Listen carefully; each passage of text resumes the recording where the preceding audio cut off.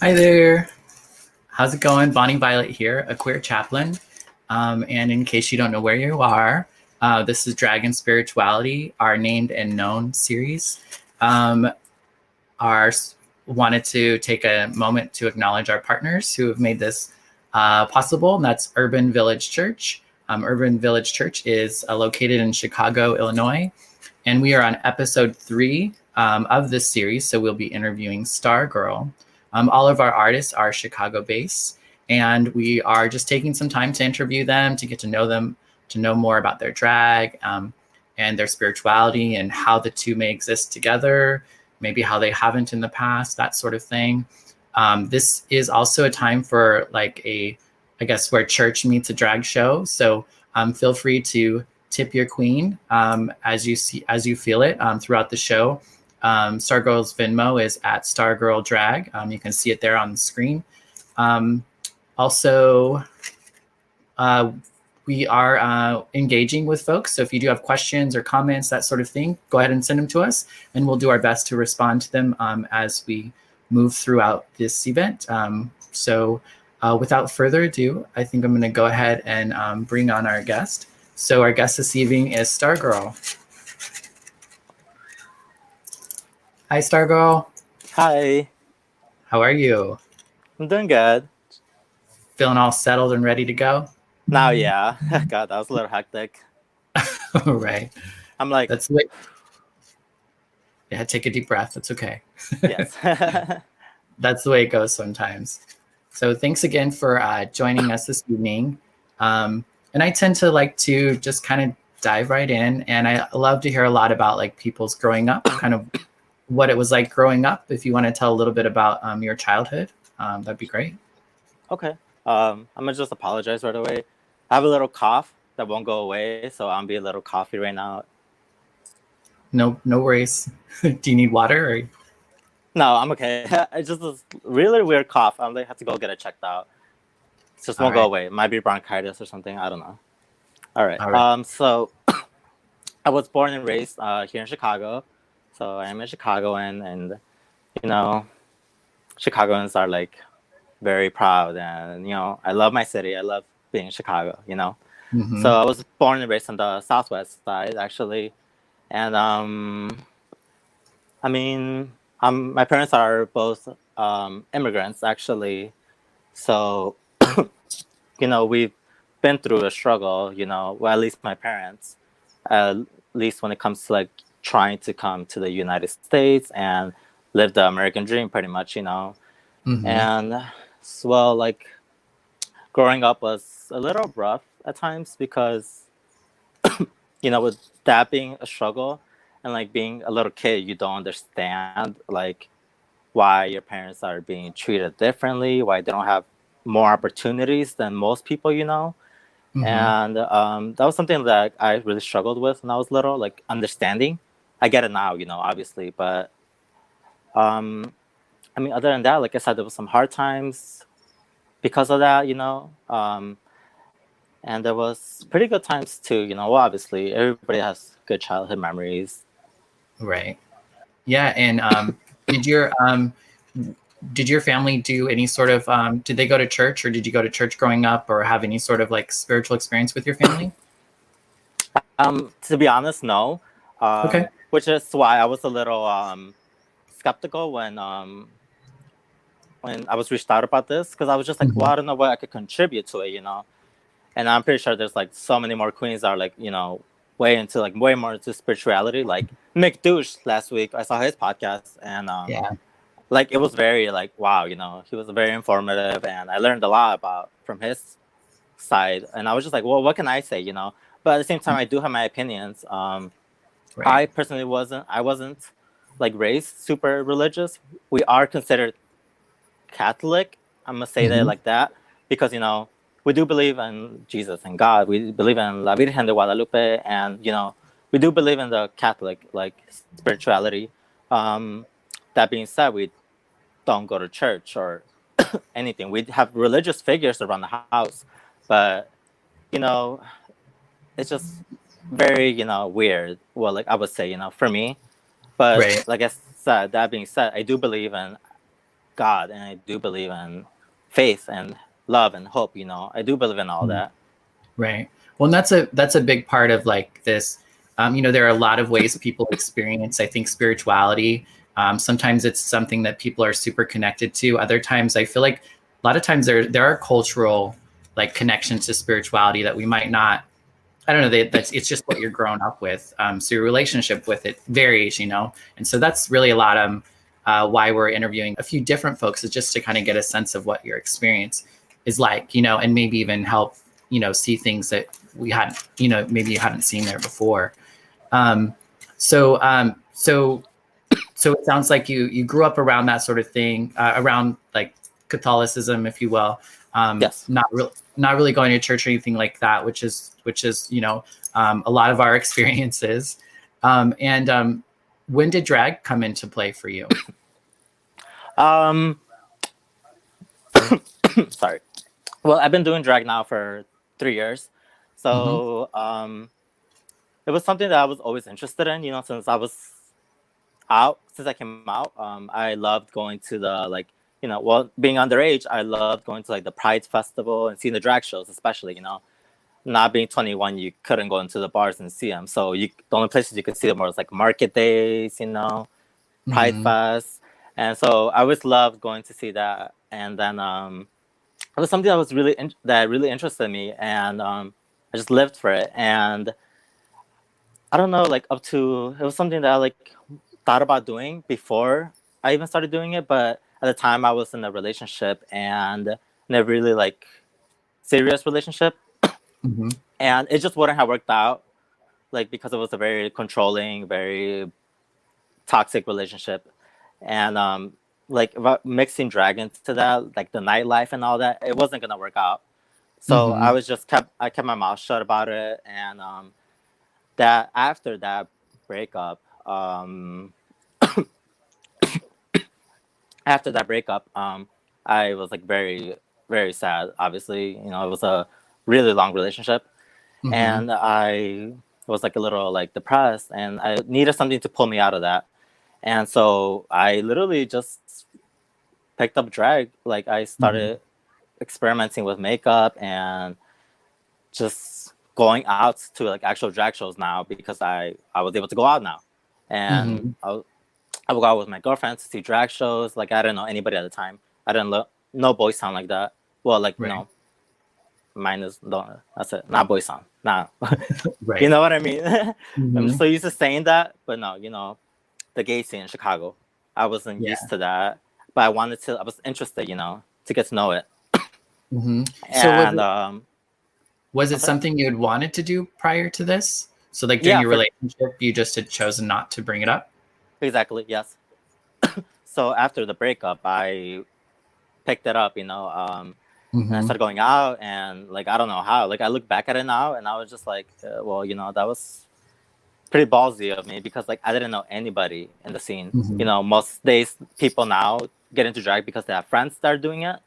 Yeah. And it's easier for them to like get in the scene, but at the time I didn't know anybody personally. So I just walked into the bar to do an amateur drag show and started from there.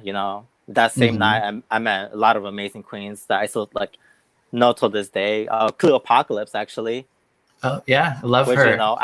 I met her on the first night of me doing drag in like at Charlie, Chicago. I was competing against her actually, and it was so fun. And I got to meet her that night. She was amazing. I just fell in love with it. Yeah, yeah. And had you been artistic before you did drag? Like, had you done any other kind of art before drag? Oh yeah, I'm a self-taught artist.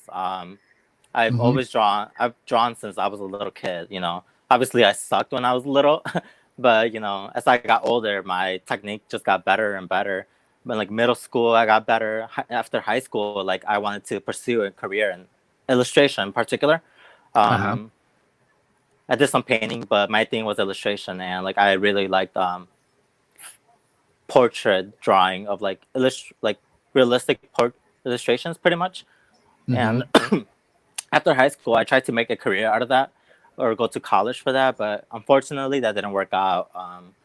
art school is very expensive in Chicago, so I had to stop that dream and started working this like retail job, you know, that 9 to 5 thing. And after that, like I pretty much stopped drawing and I stopped exploring my artistic side, you know, because I just Hmm. didn't have time. I was always working. And when I Right. wasn't working, I was too lazy to draw because drawing, you know, takes a little bit of work and, you know, effort. And so I was just Hmm. like, oh, like I'm tired. I don't want to draw anymore, you know. But like I missed that artistic ability, you know, Right. desire. And until I picked up makeup, I was just like, oh my God, this is like what I needed, you know, because Hmm. it's honestly just, it's like drawing, but on your face, you know. So Yeah. I was like so happy when I found makeup, you know, because it was a whole new different experience, but still artistic, you know, and it was thing that I was just interested in. Right. It really seems to suit you. I love, like, as soon as I saw I came across one of your looks on Instagram and I was like, oh my God, who is this girl? And I just kept looking at your stuff and I was just like really blown away by your aesthetic and kind of your full, from head to toe kind of looks that you pull together. It's really, really impressive. Oh, thank you so much. I appreciate that. Yeah. Yeah. How would you identify your style of drag? um, well, you know what? When I first started, my drag has changed a lot. Like from the time when I first started, Hmm. I am a Mexican, so when I first started drag, I was like trying to just be like this really pretty Mexican girl, you know, really fishy, and you know, at that time I knew drag, but I wasn't too familiar with like the more out of the box side of drag. Hmm. So when I first started, I tried to be very traditional and very pretty, you know, just woman illusion, I guess. And so when I first started, I just wanted to focus on like being Latina and pretty, and it changed a lot over the years. I started getting Hmm. bored of that, and I started getting more inspired by, you know, especially more like of our Chicago queens. They're like so diverse, and like there's Yeah. some really good look queens out there in Chicago. Just to shout some out, like Abaji, 𝒬�𝑒𝓃, and like Mhm. they really like a lot of them, but like they really inspire like that artistic side, you know, which I didn't know like I could like mix into drag, or Mhm. I just maybe I was too scared to try it out at first. Yeah. So I ended up just dropping my original drag name, and then I just picked up this new drag persona because it's way more animated and like fantasy. I like to say it's club fantasy. Mhm. I like to mix that like element of like out of the box fantasy. It's kind of weird, kind of cool, you know. Right. And how'd you come up with Stargirl? Um, well, I was trying to like look into um like new drag names at the time. My original drag name was 𝒬𝓊𝓈𝓶𝓬, Mm. which is Yasaira. It's a Spanish name, and Uh-huh. my boy name is Yair. It starts with a Y. So I Mhm. was just like, at the time when I first started, I was like, I need to pick a girl name that starts with a Y, like my boy name. So there's not a lot of pretty girl names that start with a Y, unfortunately. Uh-huh. So Yasaira was like one of the only ones I found, which I was like, that'll do, you know. So Right. I was going by that for like the first 2 years doing drag, honestly. Mhm. And then when I like wanted to change my character, pretty much, I started looking into other names. And at the time, I was wearing these like animated stars like in my Mhm. hair. I have like a picture like on my Instagram. I have like these animated stars in my hair, and I don't Uh-huh. know why it just like clicked into me like, oh, star, like star girl. I don't know. So I was Mhm. like Star Girl, and then I started looking into the name Star Girl, and like through Urban Dictionary and all that, like what does it mean? Because I guess it has like a meaning, and Mm. like the definition I guess is like a girl who's weird but in a good way, that Mm. you know she's very bright and colorful, and she, you know, timid but outgoing when you get to know her, and she lights up a room or something like that. And I was just like, I kind of feel like I do that, you know? Yeah, it feels like a really good fit. Yeah, it did. Like it just like snapped, and like I can't snap because I have gloves, but you know, it really snapped. And Right. I like put it on my Instagram at the time. I was just like, I'm debating on changing my name to Stargirl. I was like, what do you guys think? And a lot of people actually were like, yes, do it. Like, I like that, you know? And like, I like immediately got a positive response. So I was just like, okay, you know.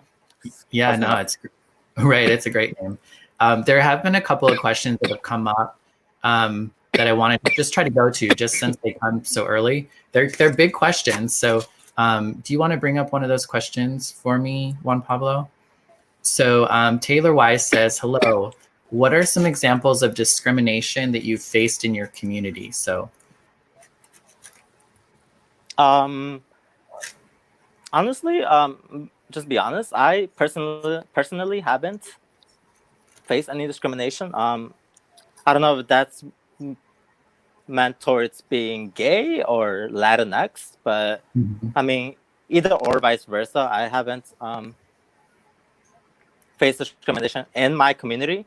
I mean, I faced discrimination outside of the LGBTQ plus Latinx community. Like I have, but not inside my community. I would say, thank God, you know, for that.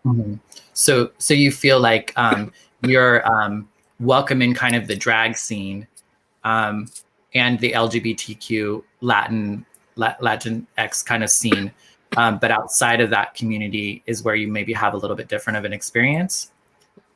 Yeah, for sure. I mean, I bet a lot of us, you know, as queer people could have faced at least discrimination, at least once, you know, or twice. Even if that's being said, even the minor way, you know, I have at workplaces, unfortunately, I've been called out for being gay at work. It's about it, honestly. You know, obviously, about being Mexican, you do get, you know, those. Obviously, you get those racial, like, you know, insults about immigrants and illegals, and you know, go home, you know, kind of shit. Sorry for my language.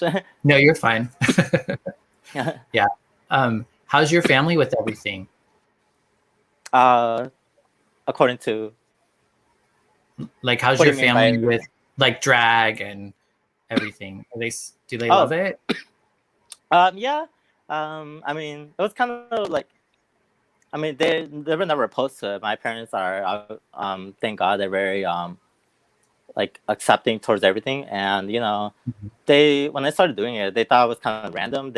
My parents are, like I said, they're like old school Mexican parents, and I guess it was a little hard for them to understand what I was doing. You know, for them, like they kind of almost thought I wanted to transition. That, you know, that I was coming out as trans or something. Like I let them know, like, no, that's not it. You know, I told them, like, I just want to go out and perform and be like this. You know, but I mean, my dad. It's a whole different story about my dad, but my mom, who I'm closer to, like, she was definitely interested in it. You know, she was just coming into my room right now, like trying to see what I was doing. You know, like she was interested. She's like, oh, she saw this wig that I did, and she was like, oh, that looks nice. You know, like she likes it. You know, she's interested in that. Which for a Mexican, like, old school parent, I'm like happy she's that way, because a lot of some Mexican parents tend to be very close-minded and, you know, rough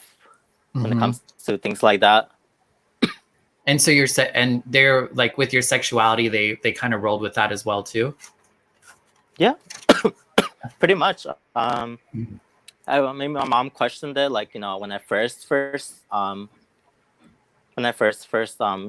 like showing signs, you know, she did question it, a little hesitant, I would say, a little, but, you know, I can't blame her. You know, you can't really blame your parents when they're like that. But that being said, I never felt scared to actually say it. You know, it was more of a situation where she like, she didn't have to like ask, because she already knew. You know. Right. And we didn't have to discuss it, because it was up in the air already, honestly. Yeah. Oh, one of the things like that, I think a lot of folks who aren't drag queens, I think, or drag kings or other kind of, drag artists, I don't think that they realize, I mean, I think sometimes people think like, oh, you're gay, you're queer, you're whatever. So doing drag isn't really a stretch. And that's kind of like what it means to be gay. But I know that I've had different experiences where friendships change, romantic life or sex life changes too. Cause some people aren't as like hip on that. And too, what has your experience has been around that? Around like dating or with dating, Mhm. oh god, it's really dry.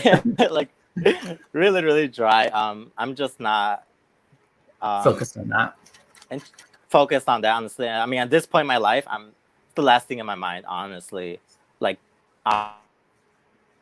honestly, like the last thing in my mind, But I mean, when it comes to drag in relationships in general, I've met one of the biggest one of the biggest reasons I wanted to get into drag was because I had no relationships with any people from our community, and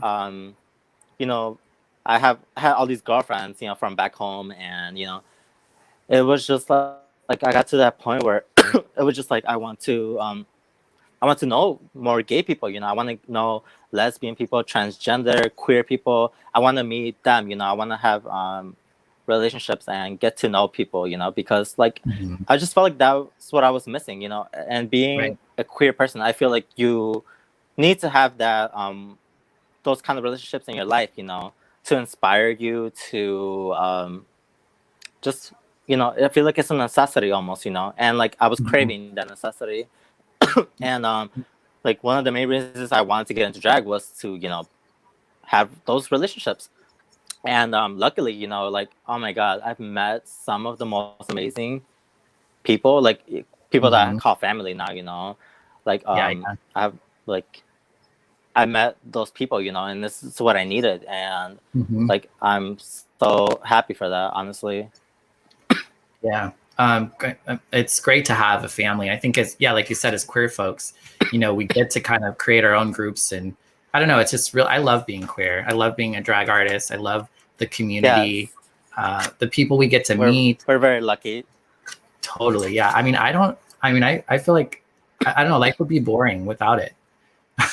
Oh my God. Honestly, I go some days where like I'm away from like, especially during COVID, like I started feeling like I guess normal person, because we were away from what we were used to, we were away from being around our community 24 so many days out of the week. I was so used to the nightlife and being around our community and so much love all the time. And like when quarantine started, like we got separated from that. Like it was like a breakup, and you just spend days at home not doing anything, sometimes feeling I guess like a normal person, right. And it was just like a big slap in the face, like really made you realize like it, like what you had, you like don't take it for granted, especially, yeah, COVID's definitely created some separation. Has it impacted your art in a positive way at all? COVID? Yeah, like this time being in yeah, for sure. Like I said, I'm way just I feel like I can't take for granted, like what we had before COVID, for sure. Now it was a big slap in the face, to realize like how things could change like in a in a heartbeat. And it really was, it really gave you like I said, a slap in the face, like, wow, like I could have lost everything, that we worked for, right. So I just don't want to take things for granted from now on, And you mentioned a little bit about kind of around gender, and there's a question from Madison. She was asking about gender pronouns. So she was curious as to what your pronouns are out of drag and what they are in drag. Would you like to speak about that? Yeah. Do you mind if I get some water real quick? Yeah, no, go for it real quick. You know what we'll do? We'll just take a little break. We have a little video clip we can play. We'll play that real quick and then we'll come right back, okay? Okay, perfect. Thank you so much. All right. Thank you.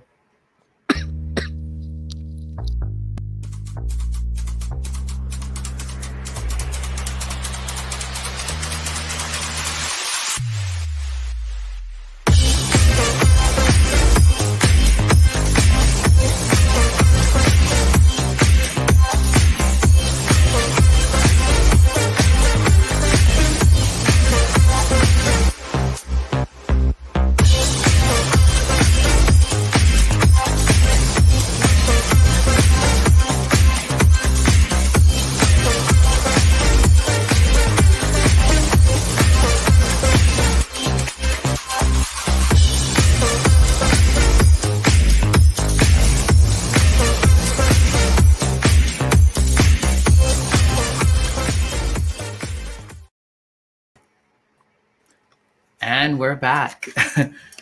Were you able to get some water? Yes. Thank you so much. No I'm problem. Like choking over here. My throat is just like, I don't know what's happening to me, but I have to go get that checked out. Like it's Yeah. It's not COVID. Right. That's good. Glad to hear that. And you were about to talk about pronouns, just as a reminder. Oh yes. Well, my I go by he, him as a boy.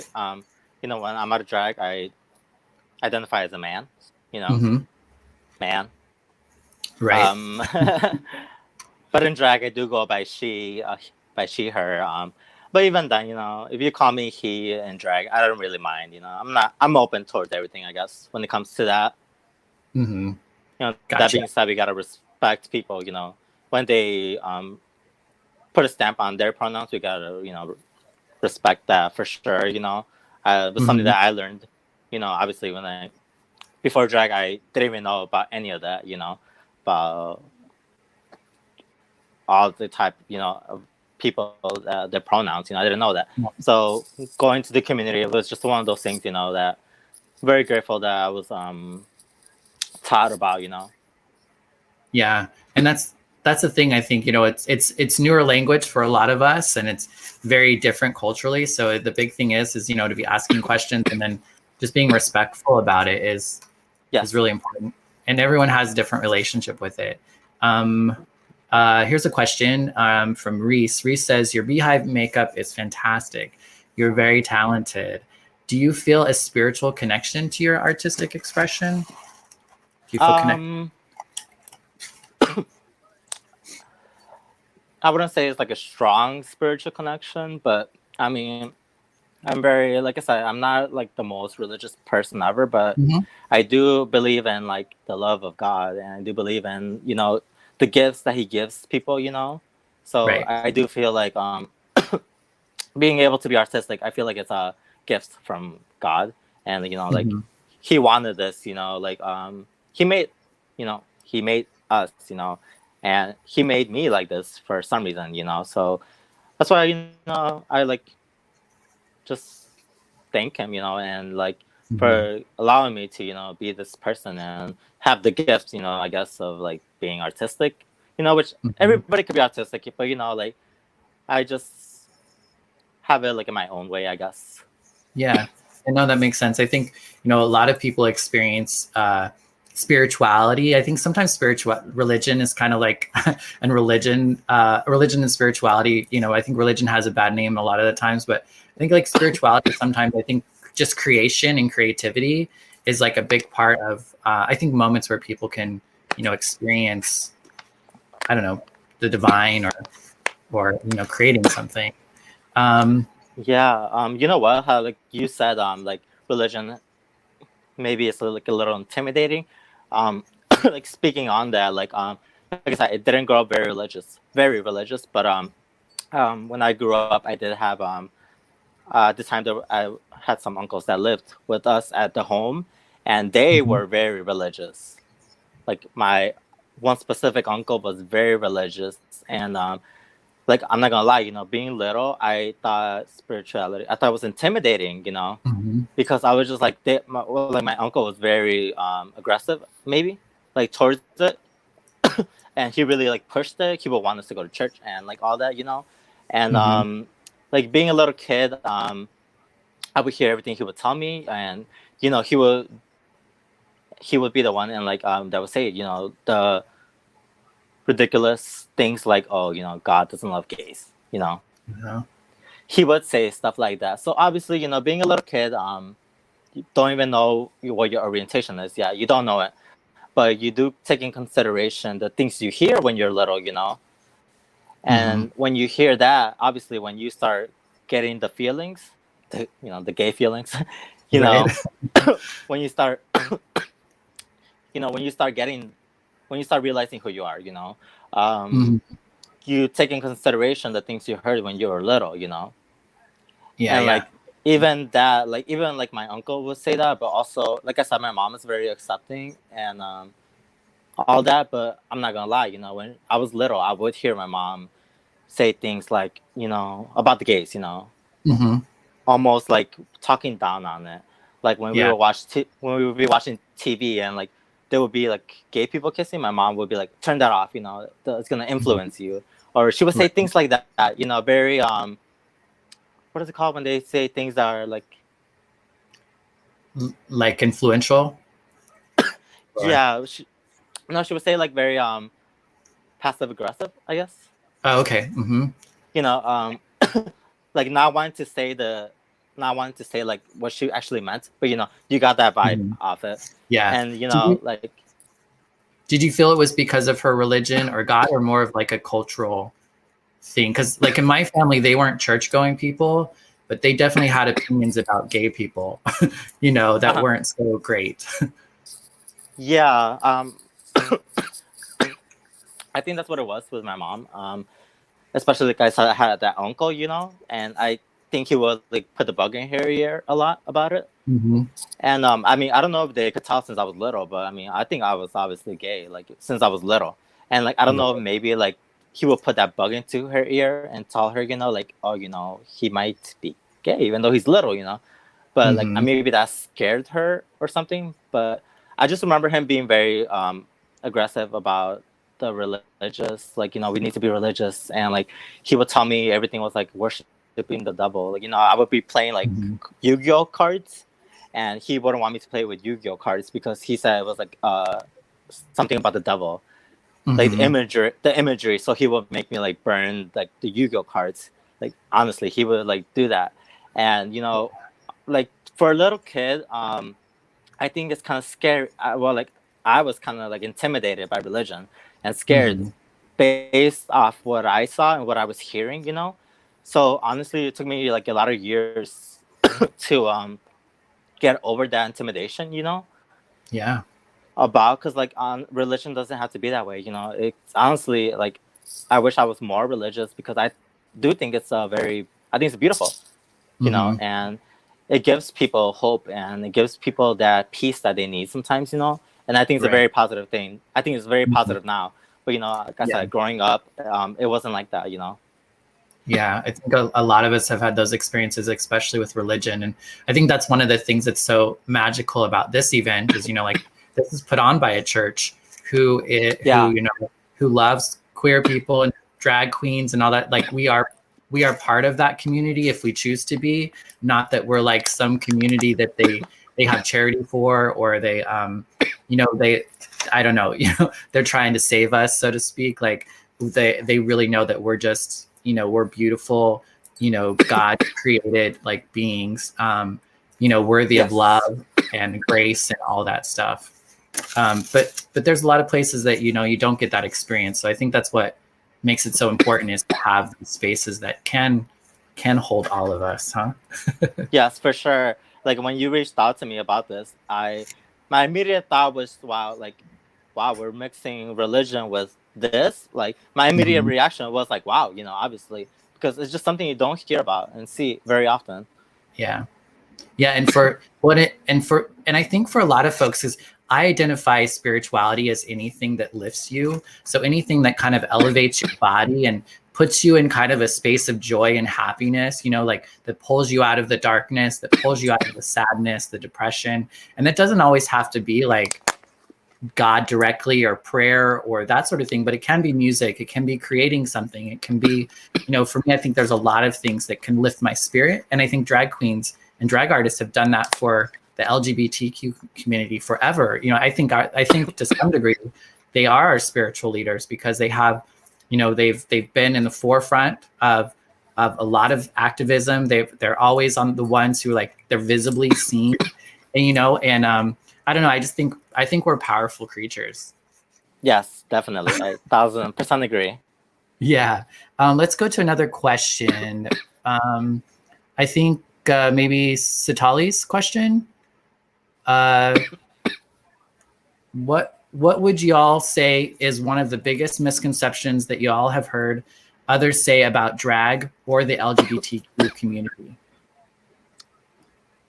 Misconceptions. Mm-hmm. Okay, I'm kind of slow. I'm not gonna lie. No, that's okay. That means misconceptions means the biggest things that are not true, right? Yeah, things that they think about us that aren't True. Yeah. Oh, oh my god, I sound so stupid. No, you don't. Not at all. Not at all. Okay. I would say, man, I don't know. There's so many, honestly. If you really think about it, so much like confusion and so many stereotypes and like so many false allegations about like first of all our community, and second of all like being a drag queen. Like I guess like I don't know. It was so taboo for so long to be a drag queen, you know, and like now it's just starting to normalize. But even then, like, you know, it's still, I wouldn't say like super normal. It's more better than it was before. Like thank God for that. But like it's just there's so many like false things you hear all the time, and you know, people think that drag queens are like sick people sometimes or something. There's cross dressers that, you know, that you just hear so much negative like shit about it, you know. Excuse my language, but you know, you really hear like even before like I wanted to do drag, I took in considerations all the things I knew about, you know, all the things I heard about like drag queens, about people, about men that dress up as women, you know. It has such a bad look on it. You know, and like I was honestly intimidated. I think anybody would be intimidated to, you know, walk out of their house dressed the way, you know, that you was not normal, considered normal, you know. Right. Yeah, I think that's the power in it. But yeah, there's so many like stigmatized things about like what people think about us too, you know, because I think there was like, you know, that we have to be underground, that I don't know, that we have to hide and be in the shadows in the dark, and you know, like there might be drug use or party and sex and like so like those things happen, you know, like just those things in and of itself aren't bad, but I think people like to, you know, label like things in the extreme when there's really a lot of nuance and a lot of different experience that people have.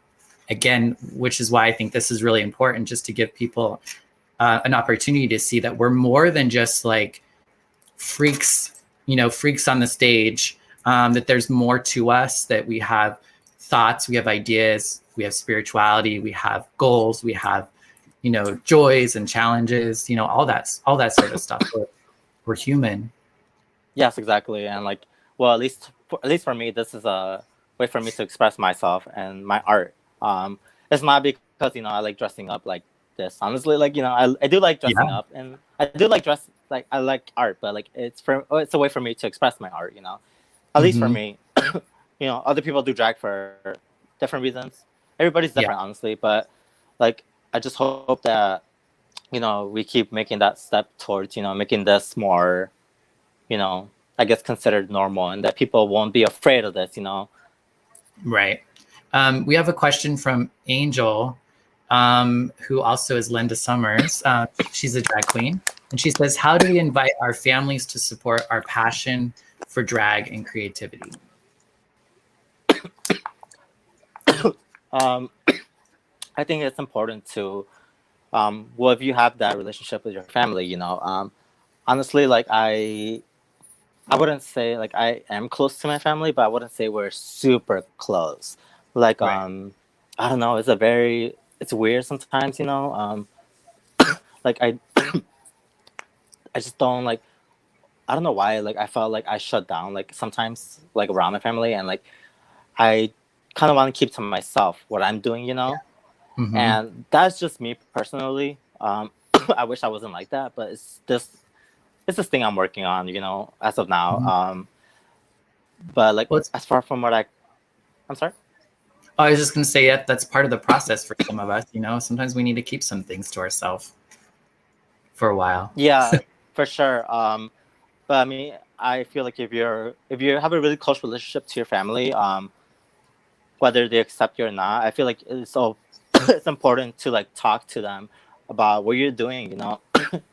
And if you're passionate about drag, like, you know, let them in to that part of your life, you know, because like you might regret not doing that later on, which is what I'm battling through right now, you know, as of now. But like, I guess I should listen to my own advice. And Angel just had a little bit of follow up to that. She says, I asked because I've met a few people who keep the fact that they do drag private in fear that their families won't accept them. It's already enough that they're gay, but to be a cross-dresser, in quotes, is another thing. Oh yeah, for sure. I mean, I know a lot of people are like that in that situation, you know. It's kind of like telling your parents that you're a drag queen, or, you know, it's like another coming out process. Yeah. Because no, my parents. Go ahead. Sorry? No, go ahead.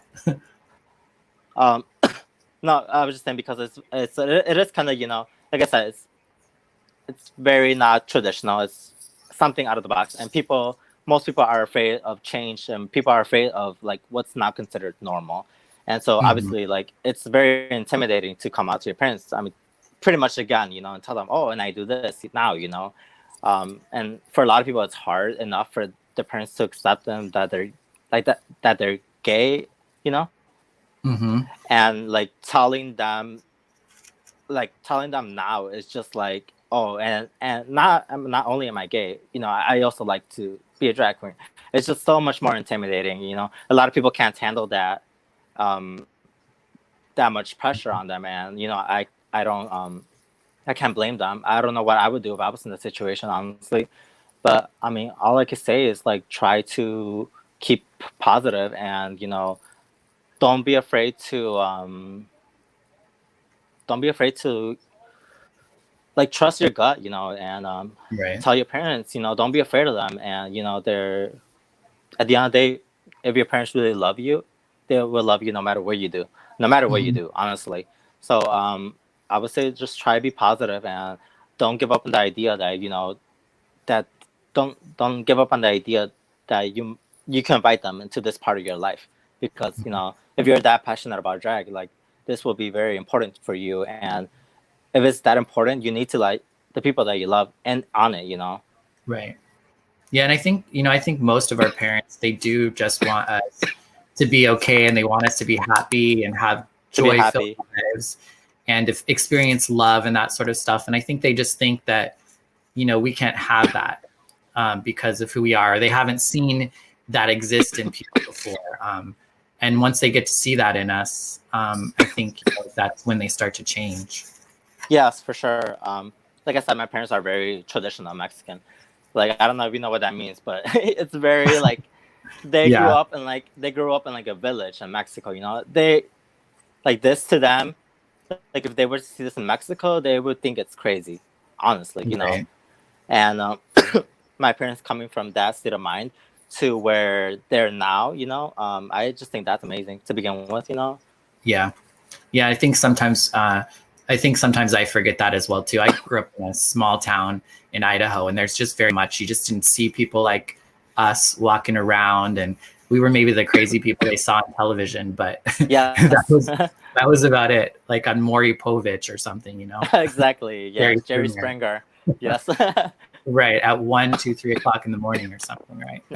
Exactly. And like, you know, they would think like, oh, this is like funny to them, you know, and like, well, obviously, you know, reality TV makes things so much more dramatic and crazy, but you know, it's not that, you know. Right. Is there Jamie says, it looks like drag is more accepted. Do you think within LGBT community acceptance has improved, and drag queen MCs are great? Do you think the LGBT community acceptance has improved of the drag community? Oh God, yes. I mean, the only way we could move is forward, honestly, from where everything started, you know. And I think we do take a lot of step back sometimes, you know. Unfortunately, I would say this community, I love this community. It's very crazy sometimes, you know. It's very intense, and something that I didn't know, you know, coming into the community. I was very I would say naive and ignorant coming into the, you know, LGBT community, community. I just didn't know what I was expecting, you know. Right. All I knew from this community was reality TV and what I would see, you know, on TV, and what I would see in movies, and like, that's all I knew about the community. So like, I had no clue what to expect going in, you know, right away. Right. I mean, after the bat, the first thing I ever experienced was love and acceptance for the community, and that's all I wanted, honestly. And I Right. was just like, okay, this is right. This is what it's supposed to be like. That being said, I the more you get to know about the community, you do see the downsides of it, the downfalls. There is Right. some things that aren't, maybe could use some work, but honestly, I think that we have way more positives for sure. The community is amazing, and Uh-huh. where we're at now is amazing, and I Yeah. think we can only move forward from that. I agree. And Chicago has such a rich, diverse group of drag artists Yes. from across the board, from old school drag, trans, beautiful trans artists to Yes. more of the newer kind of I would feel like you're in the new wave of a new kind of drag, which I am really loving. Oh, thank you. I love what you're doing. I'm living for this look, honestly. I've just been staring at it. It's just wow. I totally just made it up today. Shut up. Are you serious? Yeah, they're just I made a little roses, add a rose. There's a bouquet of flowers that I had, and I just took them out of the thing and just started sticking them to me and stuff. I love it. You sculpted it really nicely. I'm very towards making your own stuff. So I love it. I was just like, wow, you look great. Well, thanks so much. Yeah, I like being more creative too. But a lot of the times I end up just putting on whatever I have on anymore. And so it's nice to have an opportunity. I felt like if I was going to be next to you, I had to try to at least do something. Oh my God. So you showed up. Yeah, so thanks for that inspiration. Yeah, you look great. So we are at the tail end of the interview. I'd love to hear you share with the audience how folks can find you, maybe share any projects or things that you're working on. Well, Oops. Seems like we might have got disconnected for a second. We'll see if she'll come back. Looks like she might be coming back here in a second. But you can find her on Instagram at Stargirl Drag. And she has some really great visual art stuff. She does, it's just, I've never seen anything like it. So do yourself a favor, check it out. I'm hoping we're gonna get her to, oh, there she is. I saw her eyes blinking. Yes. Hello? Hello, are you there? Hi. Oh my God, I had a phone call come in and it just shut down. Was I off? Yeah, you were off for a second, and I just told folks about your Instagram. Do you want to share any events or anything that's going on? Yeah, I'm sorry again. That's okay. You just find me on Instagram. Honestly, it's pretty much the only thing I use to promote my drag as Stargirl Drag. I don't use Twitter or nothing like that, honestly. I don't really use social media like that, honestly. Gotcha. So what is the future? I'm posting my things on Instagram. But what does the future of Stargirl look to you? What do you hope? What do you want to do next as far as your vision goes? Where would you like to see yourself? I just really want to elevate my drag. I think that's every drag queen's goal, You Right. think about being better than the year you were before. That's the goal for every new year. And walking into 2021, right away, I was just I was already kind of stressed out, and that's why I kind of took this whole month off. I haven't done drag in a little over a month, which is a long time for me. And I had to remember how to do my makeup again, because I kind of took a little time off to focus on what I really want to do. I feel I need to. Well, I don't know how, but most drag queens, I feel I need to I feel a lot of pressure to be better than I was last year. And I need to turn out the looks. I need to, turn out the makeup and do something very different, raise my, I guess it's a personal goal for me. Right. Yeah. Do you feel more of that pressure for yourself rather than like it's not necessarily about competing with the other artists. It's more about like your growth. Or honestly, yeah. At the end of the day, I'm be lying if I said it wasn't the other way. It kind of is, right. you know. Like I feel like being in Chicago drag is so competitive, and I feel like a lot of people they're forgotten so easily. You know, it's like very easy for you to get lost in the crowd. So Yeah. like I was just like I worked so hard, you know, for like what I have now, and like even then, you know, I'm not shit. Like I'm not, you know. Excuse my language. I'm sorry.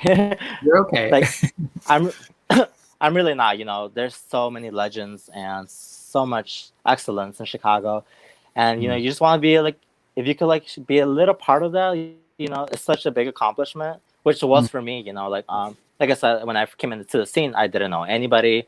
I didn't know what I would be expecting, and then like I started getting attention, like little by little. I started getting bookings, you know, and luckily I was getting booked like at least once a week, which like for me that was just like wow, you know, That's amazing. great. Yeah. So humbled and like so amazing, and I was just like wow, you know, I feel like I need to, you know, work up to like what that little bit of, you know, success that I built, you know, on my own, because I did it on my own, you know. So Right. I think the goal is always just to elevate yourself, you know, for yourself, but also, you know, for like I guess the, you know, at the end of the day, some drag queens have fans, which is crazy, you know. Yeah. I've had people, yeah, because like I've had people like draw me fan arts, you know, and they'll be like, "Oh, I drew this for you," you know. They reach out to me personally, and they'll be like, "Oh my god, I love what you do." Like, I guess they consider they're like fans or something, and they're like, "Oh, I love you, and I drew this for you." And it's just like, wow, you took time out of Yeah. your busy schedule to draw this for me. It's just like, wow, you know, thank you. It means a lot, you know, that what I'm doing, like that you like what I'm doing, and that you take time out of your schedule to share that love for me. You know, it's just like, wow, thank you so much, you know, and I need to do this for you too, you know. I need to elevate my drag, and you know, you're supporting me. I need to like repay that somehow, you know. To continue it and to continue to inspire them. Yes, exactly. It's great. Well, you are crazy, crazy talented, and I cannot wait to see what comes, like what more you create in the future. I really appreciate you taking the time to chat with us today. I hope that you're able to get your throat, some comfort in your throat soon. Yes, hopefully. Yeah. And so I'm just gonna say a few words and then say goodbye to the thank you audience for joining us today. I really appreciated all the comments and conversations that we had back and forth. Next week, same time, same place, we'll be interviewing Fonda Cox. So I'm really excited to be interviewing her. She does some really great mental health work and all kinds of fun stuff. So I'm really excited for that. Also, just a side note, I also have a Splintered Grace podcast with my aunt. She's a conservative Christian and I'm a drag queen. And we have a podcast. It starts on Monday. And we'll be taking on current events in this season. So check out the links and the description if you want to get connected with Stargirl. And remember, that's her Venmo, so you can send the girl some coin if you love what you see. And you can also get connected with Urban Village Church and future events and things that are to come. So thanks again, Stargirl, and thanks everyone for joining us, and have a good night. Bye-bye. Bye.